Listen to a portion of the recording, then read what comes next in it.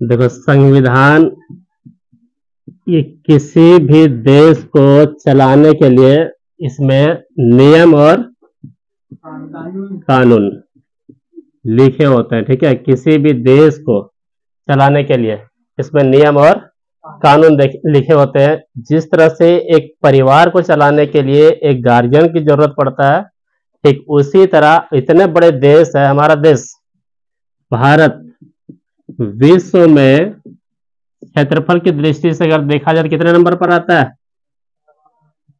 7वें number पर है ना। जनसंख्या की दृष्टि से अगर देखेंगे तो भारत कितने नंबर पर आता है? अभी पहले था दूसरे नंबर पर, अभी कितने नंबर पहुंच गया? 1 नंबर में पहुंच गया। ठीक, ये क्षेत्रफल की दृष्टि से 7वें नंबर पर है, जनसंख्या की दृष्टि से 1 नंबर पर है। लगभग यहाँ की जनसंख्या, भारत की जनसंख्या कितनी है? 140 करोड़। कितनी हो गई? ये लगभग 140 करोड़, जो कि पीछे छोड़ दिया किसको? चीन को पीछे छोड़ दिया। ठीक, अब इतने बड़े देश को, भारत जो हमारा इतना बड़ा देश है, इतने बड़े देश को चलाने के लिए नियम और कानून रहना जरूरी है। तो इस नियम और कानून चलाने के लिए क्या चीज जरूरत होता है? संविधान की जरूरत हमें होता है। ठीक, तो संविधान के बारे में आज पढ़ेंगे कि संविधान तैयार हुआ कैसे था और संविधान का निर्माण कैसे हुआ। ठीक, इस संविधान सभा उस समय जब हमारा देश अंग्रेजों ने गुलाम कर रखा था, मतलब हम क्या थे? गुलाम। और गुलाम जब कर रखा था, ठीक, तो अंग्रेजों ने जब गुलाम कर रखा था तो अंग्रेज, हमारा देश पहले आजाद हो गया रहता है, लेकिन अंग्रेजों ने कहा कि हम यहाँ से अगर छोड़ के जाएंगे तो तुम लोगों को अपना देश तुम चलाओगे कैसे? तो उसके लिए एक संविधान का निर्माण तुम लोग करना है कि उसमें नियम और कानून, कायदे कानून से चलना चाहिए हमारा देश। तो वो नियम और कानून जब तक तुम अपने बना नहीं लेते तब तक हम छोड़ के नहीं जाएंगे। ठीक है, तो इसलिए उन्होंने क्या किया, अंग्रेजों के द्वारा ही और भारतीय लोगों ने मिलकर के एक संविधान का निर्माण किया। इसलिए सबसे पहले क्या कहता है, एक संविधान सभा, एक बैठक बुलाया गया था। उसमें से भारत की आबादी उस समय कितना था? लगभग 40 करोड़। जब ये संविधान सभा की बैठक जब बुलाई गई थी, बताते हैं कब होता बुलाया गया था, तो उस समय उसकी जो भारत की जनसंख्या थी लगभग कितना? 40 करोड़। और 40 करोड़ जनसंख्या थे, उसमें से ये बताया गया था कि प्रत्येक 10 लाख में से एक व्यक्ति को चुनना है जो सबसे ज्यादा क्या हो? जानकार हो, नियम कानून का जानकार हो, हर चीज की जानकारी, जिससे हमारा देश क्या हो सके? चल सके। ठीक है, तो प्रत्येक 10 लाख की आबादी में से एक व्यक्ति को चुनना। तो लगभग 40 करोड़ था, 40 करोड़ में से लगभग कितना हो जाता है? अगर 10 लाख में से एक को चुनेंगे तो लगभग 400 जाएगा। ठीक, तो उसमें से जो चुना गया था सदस्य, वो भारत से जो चुन करके आए थे कुल सदस्य, वो कितने थे सदस्य? कुल 389 सदस्य। ठीक, और ये 389 सदस्य दो ग्रुप में बटे हुए थे। एक था ब्रिटिश यानी कि अंग्रेज, अंग्रेजों ने जो हुकूमत जमाया हुआ था, एक अंग्रेज ब्रिटिश, और दूसरा था, कह सकते हैं उसको, देसी रियासत। अब ये दोनों क्या चीज होते हैं? जहां जिस एरिया पर, जिस क्षेत्र पर हुकूमत किसका था? ब्रिटिश का, अंग्रेजों का हुकूमत था, तो वहां से चुनकर कौन आएगा? अंग्रेज आएगा। और जिसका हुकूमत भारतीय लोगों पर था, लेकिन वो किसके अधीन था? अंग्रेजों के अधीन। अब अंग्रेजों के अधीन था, वो काम कर रहा था अंग्रेज, जो अंग्रेज कहता था वही मानता था, तो उससे कहते थे हम देसी रियासत। तो इसमें से जो थे लोग वो 293, और इसमें से जो लोग थे वो कितना था? 92। ठीक, और इसमें 4 ऐसे क्षेत्र थे जो अभी जैसे भारत में केंद्र शासित प्रदेश है, उस तरह से वो 4 उस समय केंद्र शासित प्रदेश था अंग्रेजों के जमाने में 4 केंद्र शासित प्रदेश। ठीक, और ये 4 केंद्र शासित प्रदेश जो था उसका नाम याद रहेगा? A B C D। ठीक है, ये 4 ऐसे थे। ए का मतलब क्या हो गया? अजमेर, जो कहां पर है? राजस्थान। बी का मतलब होता है बलूचिस्तान।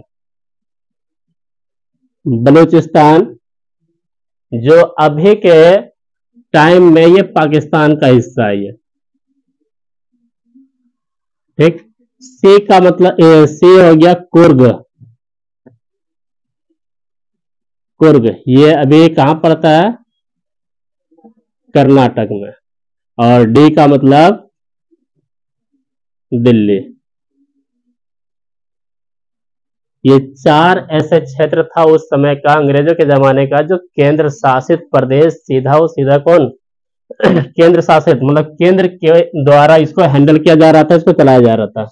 अब ये 293 जो लोग यहाँ पर जो आए हुए थे वो चुन करके आया हुआ था, यानी कि निर्वाचित सदस्य थे ये। निर्वाचित सदस्य का मतलब हो गया कि चुन करके आना, जैसे इलेक्शन होता है, चुनाव होता है, उसके द्वारा वो चुन करके आता, हो गया निर्वाचित सदस्य। और ये 92 जो सदस्य थे ये मनोनीत थे। मनोनीत सदस्य का मतलब क्या चीज हो गया कि पूरे 10 लाख की आबादी है, उसमें से किसी एक को बिना वोट दिए, बिना चुनाव किए उसको अपने से चुन लिए, बिना उसको मत दिए, बिना वोट दिए उसको क्या कर लिया? चुन लिया, तो वो हो जाएगा मनोनीत। यानी कि टोटल सदस्य कितना हो गया उसमें? 293, 4 उसका यूटी वाला, यूनियन टेरिटरी वाला, और 92 कितना हो गया उसके मनोनीत हो गया, जो देशी रियासत वाले, ठीक है। अब पहले इसकी जो बैठक थी, ये पहली बैठक, वो पहली बैठक कब थे? 9 दिसंबर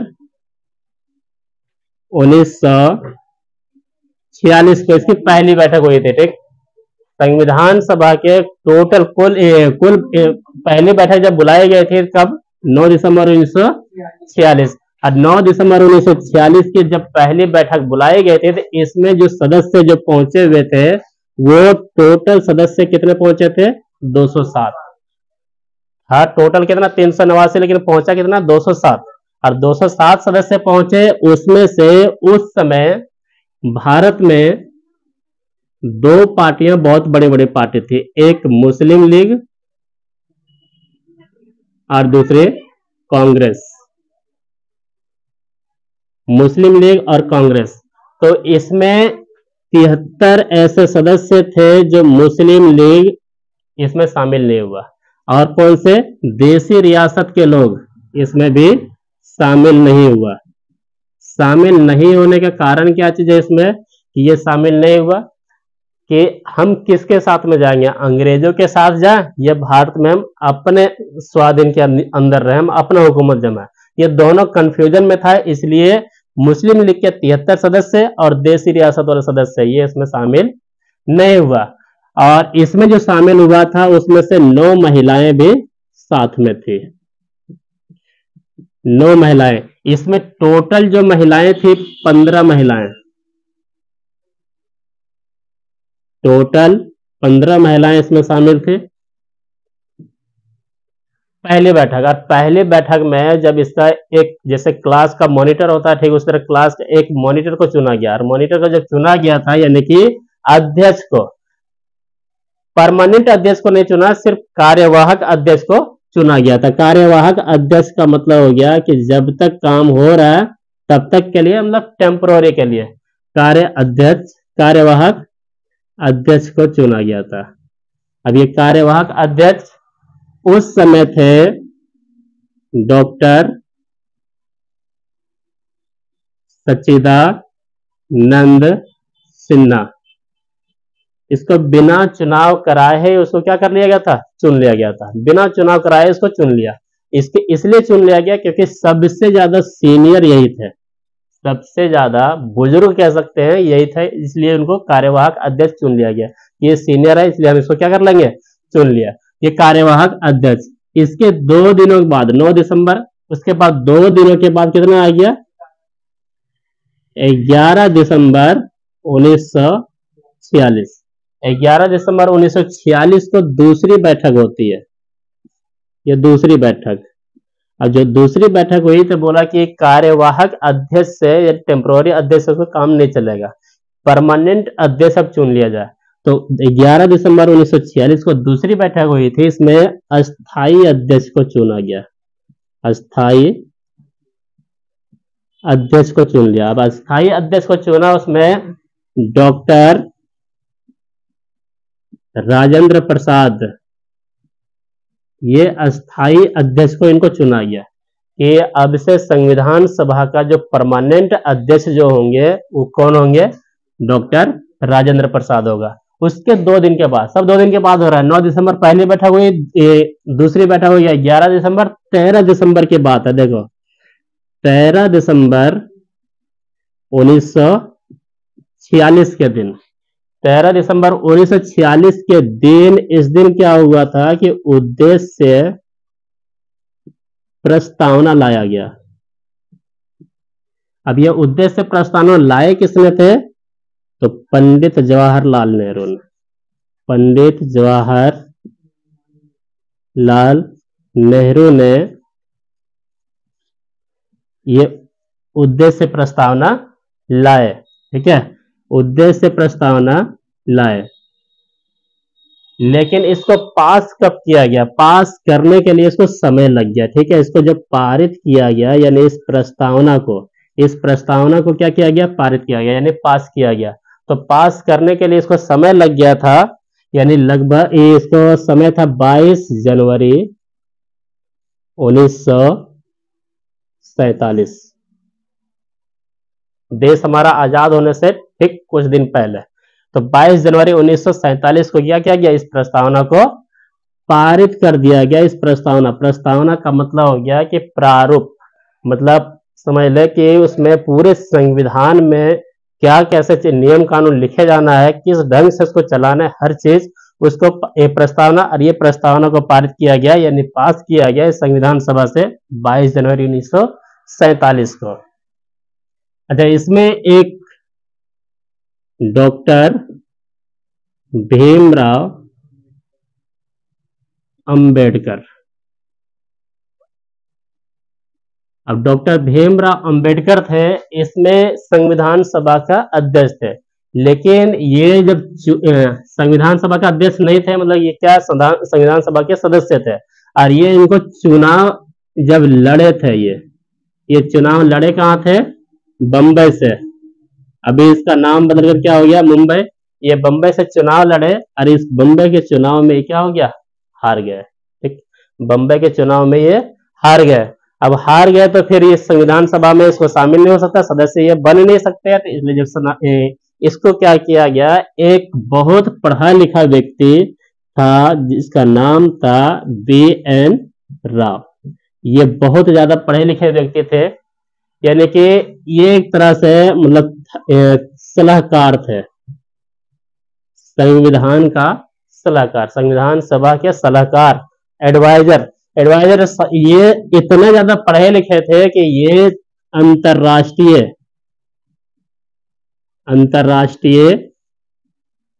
कोर्ट का, अंतरराष्ट्रीय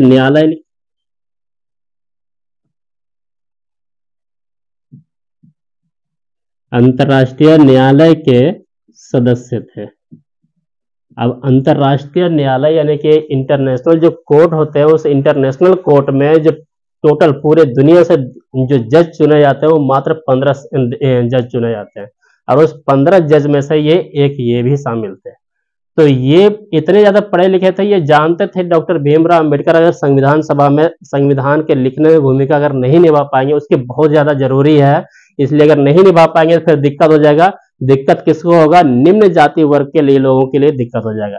इसलिए क्या किया डॉक्टर BN राव ने, ठीक, BN राव ने क्या किया कि जो अध्यक्ष थे, ठीक, ये BN राव ने जो संविधान सभा के परमानेंट अध्यक्ष कौन थे, डॉक्टर राजेंद्र प्रसाद, इनको ये कहते हैं, ठीक है, डॉक्टर राजेंद्र प्रसाद को कहते हैं कि अगर ये भीमराव अंबेडकर इसमें शामिल नहीं होंगे तो निम्न वर्ग के लोग जो है वो संविधान के प्रति अपना जो आगे विकास करने वाला वो नहीं कर पाएंगे विकास। इसलिए क्या किया, BN राव ने इनको कहा। अब ये जो है उस समय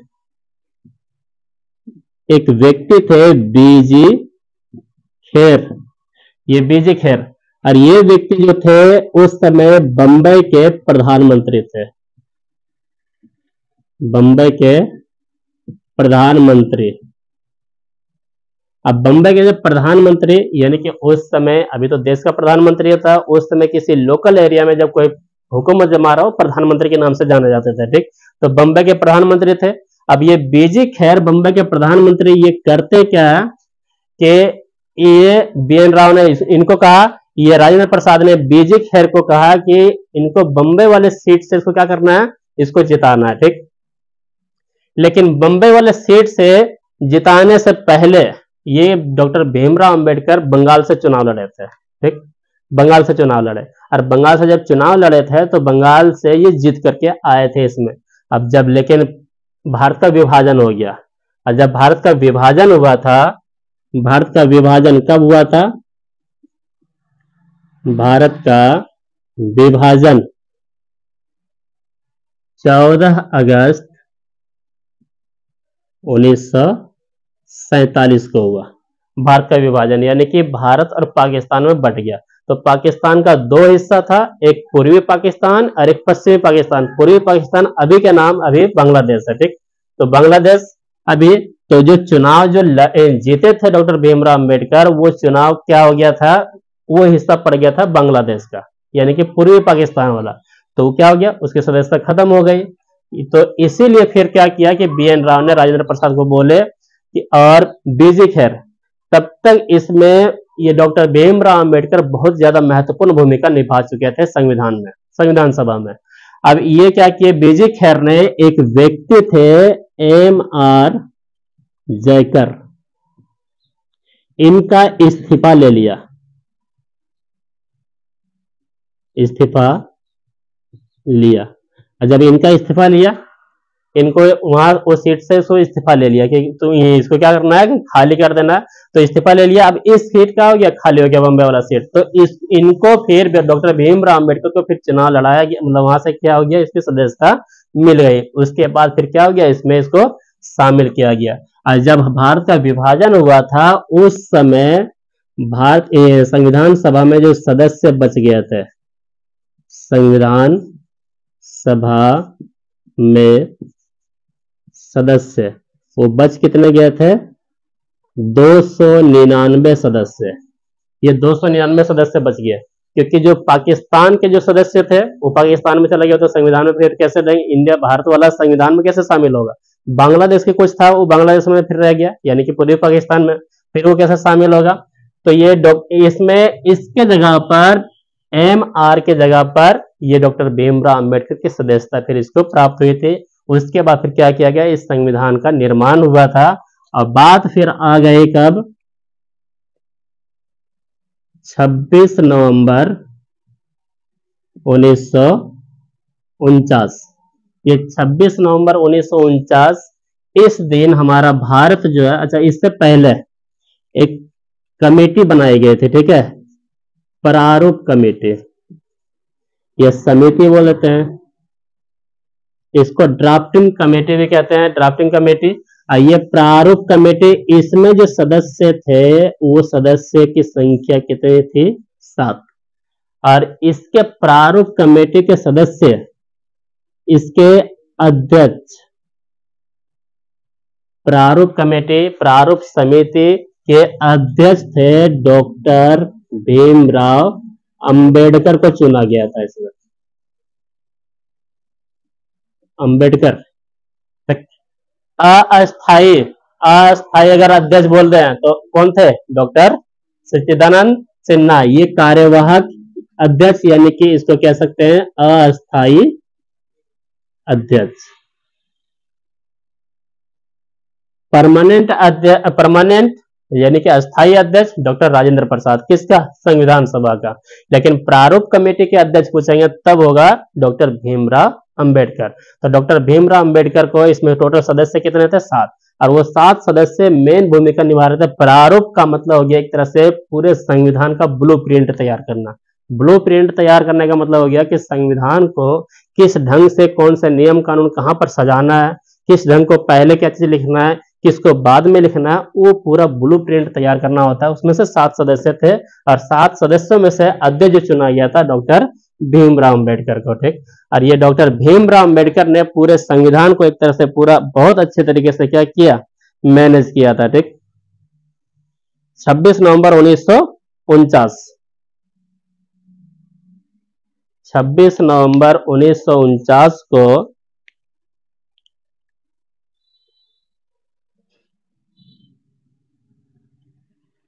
संविधान हमारा बनकर क्या हुआ, तैयार हो गया।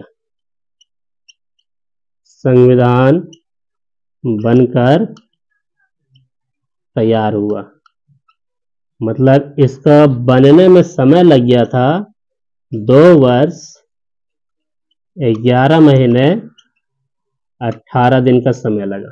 अब ये संविधान बनकर के तैयार हो गया, तो संविधान बनकर के इस दिन तैयार हो गया, तो अब इसको देश में फिर हमें लागू भी करना है।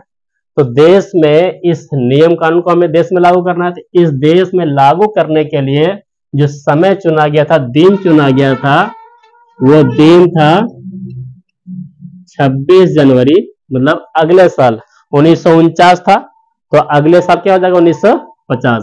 तो 26 जनवरी 1950 का दिन चुना गया था, ठीक, कि इस दिन क्या करेंगे, संविधान को पूरे भारत में हम लागू कर देंगे। भारत में पूरे देश में इसको क्या कर दिया गया, लागू किया गया। और जिस दिन से ये लागू किया गया 26 जनवरी 1950 से जो लागू किया गया, इस दिन से हम लोग क्या हो गया, गणतंत्र हो गया। गणतंत्र का मतलब क्या चीज होता है कि किसी भी देश या किसी भी क्षेत्र का गणतंत्र है, इसका मतलब हो गया कि वो जनता के द्वारा चुना गया, चाहे राष्ट्रपति हो चाहे प्रधानमंत्री हो, वो जनता के द्वारा वो चुने जाते हैं, ठीक। तो इस दिन से 26 जनवरी 1950 से हमारा देश भारत हो गया, गणतंत्र हो गया, ठीक है। मतलब इस दिन से भारत को गणतंत्र घोषित कर दिया गया। और इसी दिन से हम लोग क्या करते हैं, 26 जनवरी को गणतंत्र दिवस के रूप में मनाते हैं।